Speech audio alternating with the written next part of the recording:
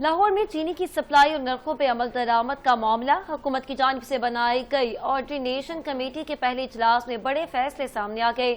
Sugar mills association और cantt commissioner Punjab ने आम मार्केट में चीनी की सप्लाई दुगनी कर दी। तर्जुमान प्राइस कंट्रोल ने कहा कि 30% के बजाय आम मार्केट में 60% चीनी सप्लाई यकीनी बनाई जाएगी। सनती सार्फिन को 70 के बजाय 40% चीनी सप्लाई की जाएगी। होलसेलर्स को 30%, जबकि शुगर मिल्स के नाम से डीलर्स को भी 30% सप्लाई की जाएगी। मार्केट में नाजायज ज़ख़ीरा अंदोज़ी और मुनाफाखोरी से बचने के लिए अलग अलग डीलर्स की फहरिस्तों का रिकॉर्ड भी रखा जाएगा। आपको अपडेट कर रहे हैं कि लाहौर में चीनी की सप्लाई और निर्खों पर अमल दरामद का मामला। हुकूमत की जानिब से बनाई गई कोऑर्डिनेशन कमेटी के पहले इजलास में बड़े फैसले सामने आ गए।